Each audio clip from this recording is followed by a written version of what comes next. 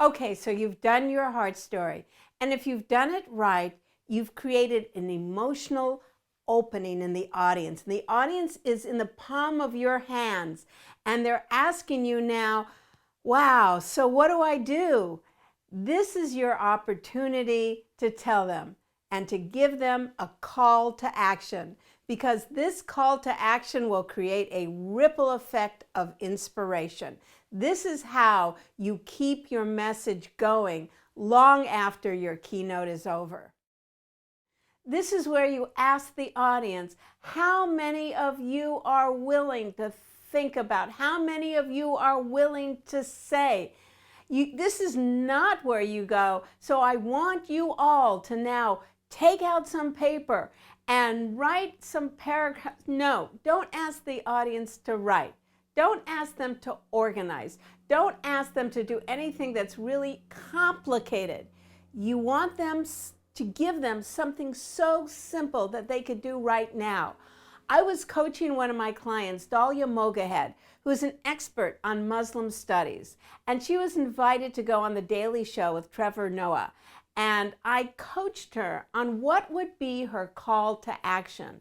And what we decided to do is, after she told a story about how Muslims are discriminated against in America, is to ask the audience, to turn to the audience and say, how many of you are willing the next time you see someone discriminating or saying something derogatory about Muslims to say this: we are better than that. So let's go and find your call to action, because the audience wants to know, what do I do now?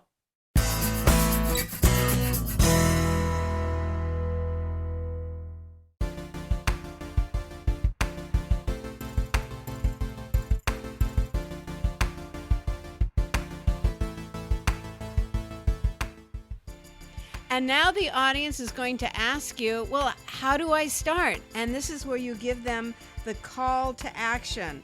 This is at the end of the speech.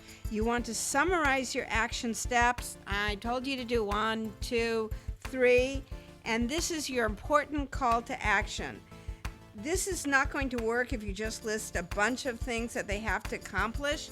What you really want to do is to say in you sentences, meaning do not use these words, I, me, or my, but to say to them, so how many of you are willing to make a change in your life now? How many of you are willing, and then give them a small action step to take. How many of you are willing to talk to a stranger? How many of you are willing to call a family loved one that you're fighting with and tell them that you love them? How many of you are willing to make that phone call? How many of you are willing to speak, to imagine? How many of you are just willing to imagine a new life? So this is not where you give the audience something really complicated, like, now I want you to write 20 pages. No, you don't want them to write or anything. You want, use these words: imagine, think about, and if the action they're going to take, keep it simple, something that they could do immediately. This is your opportunity to create a ripple effect of inspiration that'll last far longer than when your keynote ended. See, that's what a call to action does. Let's all change the world together with your call to action.